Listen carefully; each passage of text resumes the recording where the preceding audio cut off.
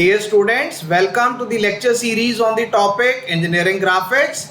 Today we are going to discuss about the applications of the auxiliary planes to evaluate the true shapes and sizes of the inclined cut surface sections of the solids. I am Dr. IPS Ahuja, Professor, Department of Mechanical Engineering, Punjabi University, Patiala. Now here we have got a cut section surface which has been labeled as surface A over here. So this is the cut surface over here, corresponding to which we are required to draw the true shape of this inclined cut section surface. Now let us read out the statement. An object shown in the figure has an inclined surface A observed as an edge view in the top view. So the surface will be obtained as an edge view in the top view construction of the orthographic projections. So we are required to draw the front view, the top view and the partial auxiliary view showing the true size and shape of the inclined surface available as face A. So first of all, we will be carrying out the construction of the front view projections and the top view projections of the solid.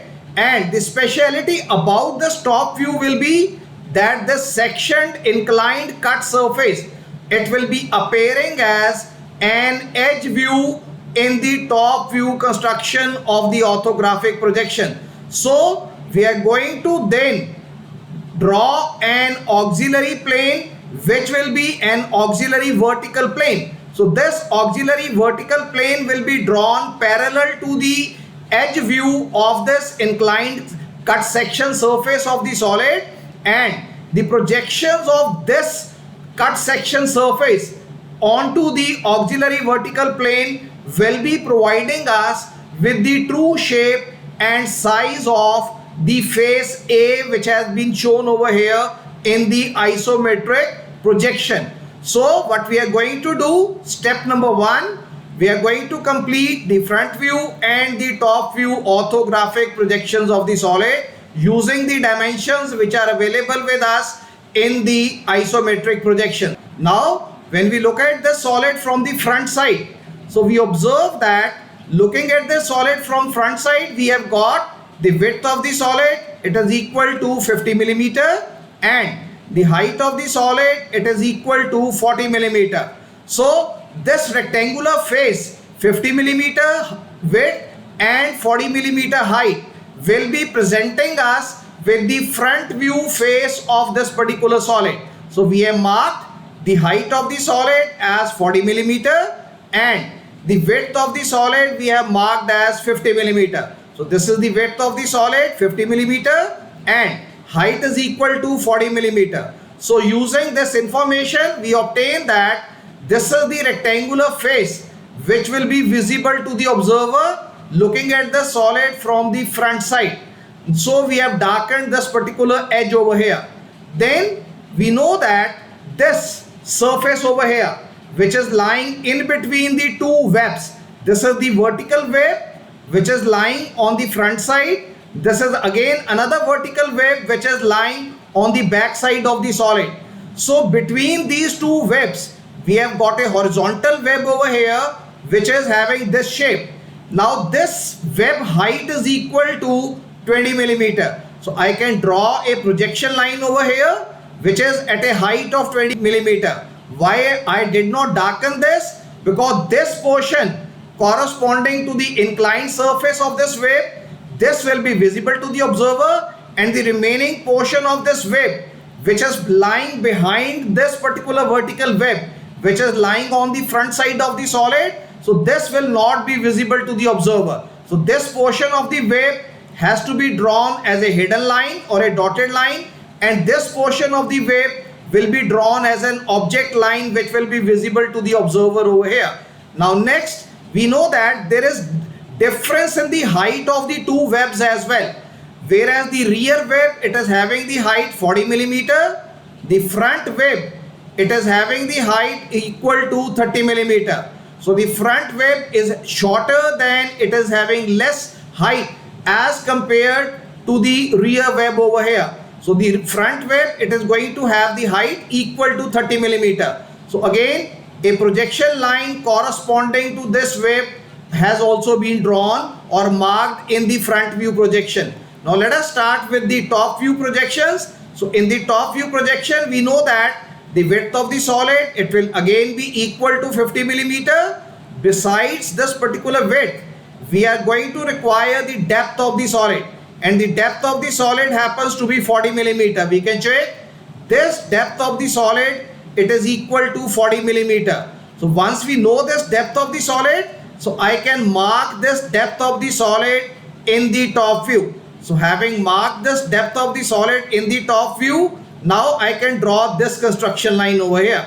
So this completes my rectangular face, which is going to contain all the elements of the solid which are appearing to the observer in the top view. Now when I look at the solid from the top, another thing I observe, from this side I am going to have a flat surface over here. That is, from this point I need to move straight 20 millimeter till I reach this particular point. So the moment I reach this particular point, so I'll be able to obtain first point of the slant edge over here.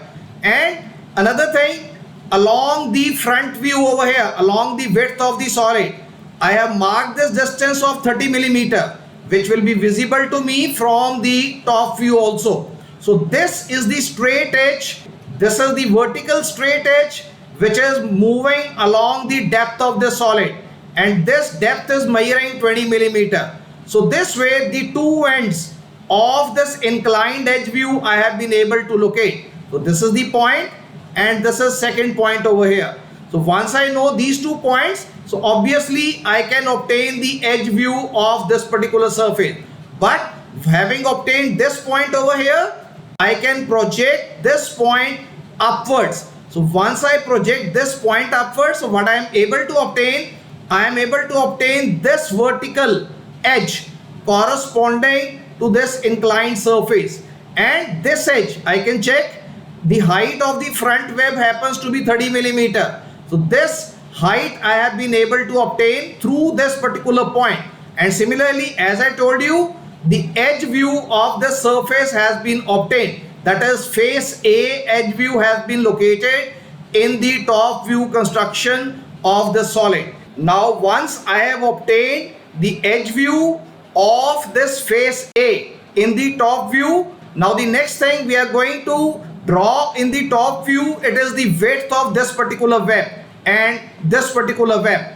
So we know that the width of the web, it is given to us as 10 millimeter, both the front web as well as the back web over here, or the rear end web. They are going to measure depth, it is equal to 10 millimeter. Now I have marked this depth of the web over here as 10 millimeter. This is corresponding to the front web, and now this web will be running parallel to the front face of the solid, right? So this web, it is running parallel to the front face. So from here, this point 10 millimeter from the front face, now I have drawn a horizontal projection line, and wherever this projection line, it is going to meet this edge view, I am going to obtain this point of the edge of the inclined surface over here. So this was my face A. So this point of the face A I am able to locate in the top view. So this point has been located in the top view. Now I can project this point in the front view. So once I project this point in the front view over here, now I'll be able to get this point. So this point I had obtained while I had drawn this projection over here, right, from the top view, corresponding to this point, corresponding to this point. Now corresponding to this point, I have taken this projection line upwards so that the second point of the web, this will be visible to me. Earlier I had obtained this point over here. Now this point is going to represent this point of the face A as it is appearing in the isometric projection. So both of these 2 points, they have been obtained into this construction. Now the next thing is the rear web.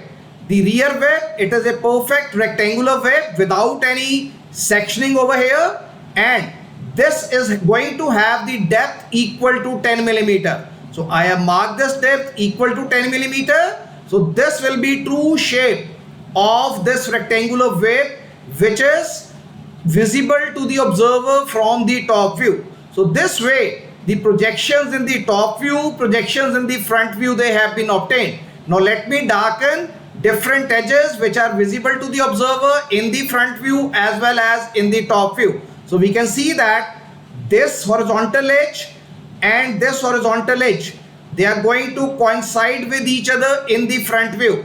So this edge plus this edge, they will be coinciding with this edge which is corresponding to the top face of the web number 1. That is the web which is located in the front face of the solid.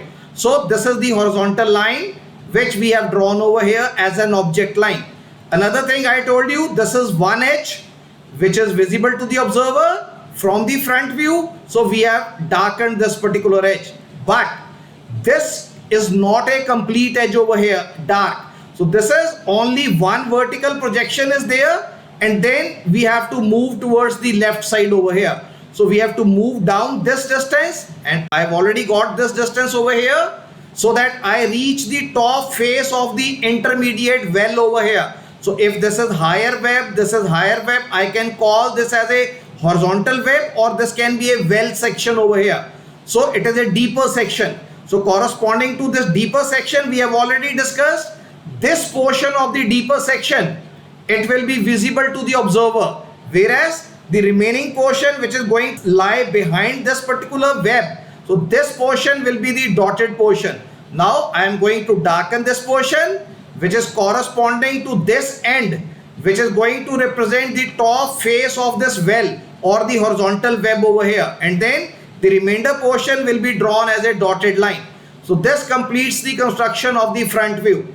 Now let's move on to the top view. From the top view, we are able to see this portion over here. So this portion, that is the edge view, and the remainder portion of the uncut solid has been drawn over here. So having drawn this portion, now we have discussed this is a rectangular web without any sectioning on the rear side. So this rectangular web has been drawn over here, whereas in the front web, because of the sectioning, there is an inclined portion over here. So this is my front web which is going to be little bit inclined because of the sectioning over here. So this is the construction of the top view orthographic projections of the solid. Now we have drawn this top view orthographic projections because of one simple reason, that we are going to obtain the edge view of this cut section in the top view construction of this particular solid. Now we are going to mark the surface as surface A, and now the different points we are going to mark over here. So the different points, there are 6 points we can see. 1, 2, 3, 4, 5, 6. So the 6 points, they have been marked over here into this construction. So this is, we can check, this is my point number 1, this is my point number 2, this is my point number 3, this is my point number 4, this is my point number 5, and this is my point number 6. So these are the 6 points which have been marked in the edge view construction of the orthographic project. Now let us work out what are these points corresponding to face A. This is my point number 1, this is my point number 2, this is my point number 3, this is point number 4, this is point number 5, and this is point number 6. So we are going to move in a particular sequence over here. Now as we look at the surface A from the top, we find that points 6 and 1, they will coincide in the top view. Points 4 and 5, they will be coinciding in the top view, and the points 3 and 2, they will also be coinciding in the top view. So the top view of this particular inclined surface A has been obtained. So let us evaluate these points in the front view. So here, as we have seen, point 1, 2, 3, 4, 5, 6. Now here we have point 1 dash, point 2 dash, point 3 dash, 4 dash, 5 dash, and 6 dash. So these 6 points, they have also been appropriately located into the front view projections over here. Now we have got, this is the apparent shape corresponding to this cut section. This is the apparent shape corresponding to the surface A, which is the inclined cut section surface of the solid over here. Now we are required to obtain the true shape of the shaded portion, which we have indicated over here, and because this is a reduced shape or a shortened view of the face A, so this shape does not describe the true characteristics of the face A, which is represented over here in the isometric projection. So in order to obtain the true shape and size of this face A, what we have to do? We have to draw an auxiliary plane, which is an auxiliary vertical plane. So this auxiliary vertical plane we have drawn parallel to the edge view of the solid. So this is the edge view of the solid, and the projections we are going to draw corresponding to these 6 points onto this auxiliary vertical plane, and the perpendicular projection lines we have drawn over here, and onto these perpendicular projection lines which are emerging from the different points which are lying on this surface A, we are going to mark the distances of the points which are available with us in the elevation view.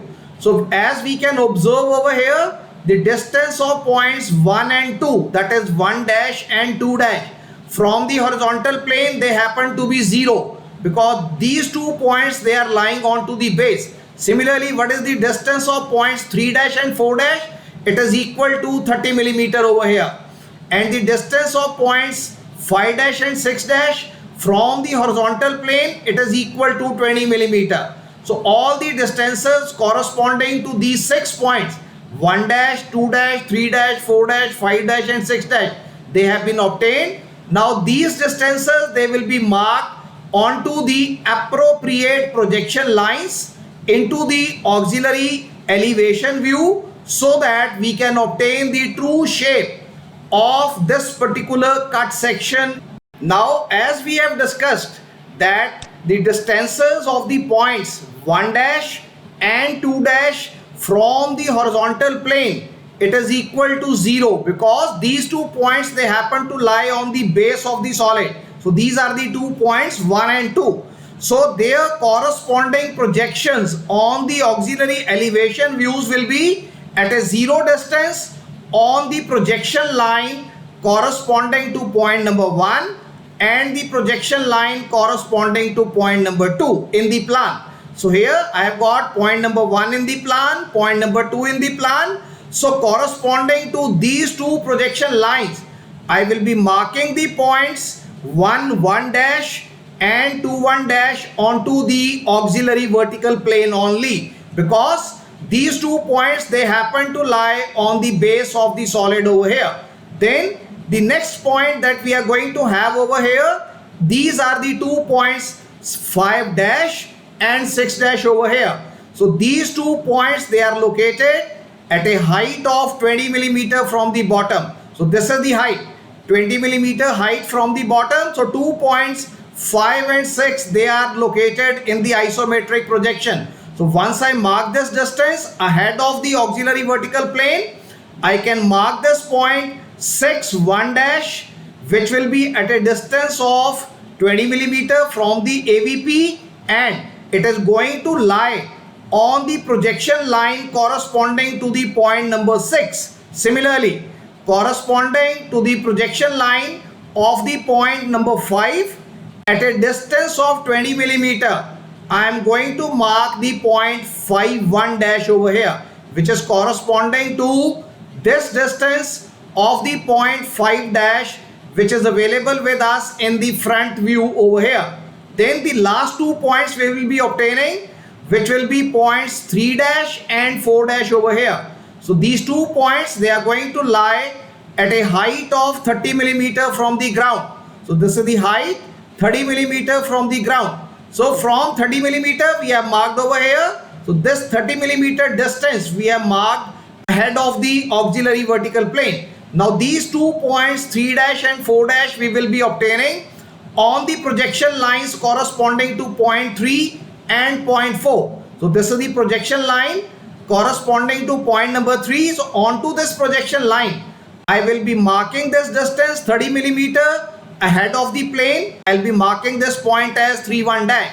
Similarly, onto this projection line which is corresponding to point number 4, I am going to mark this point 41 dash, which will be again at a distance of 30 millimeter from the auxiliary vertical plane. So this way we have been able to mark all the 6 points corresponding to the face A into the auxiliary elevation view, which has been obtained on the auxiliary vertical plane. So this will be the true shape of the cut section, which is the surface A over here. So this is the inclined cut section surface A, for which the true shape has been obtained over here. And we can check that this true shape dimensions, they are bigger than the apparent shape dimensions which we were able to obtain corresponding to the face A in the front view projections of the orthographic construction.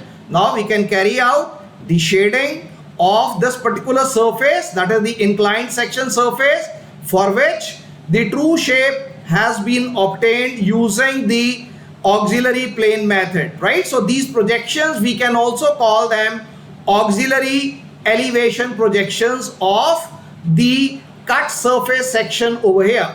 So with this we have completed the discussion regarding the procedure to obtain the true shape and the size of the inclined section surface of a solid which has been cut by an auxiliary inclined plane.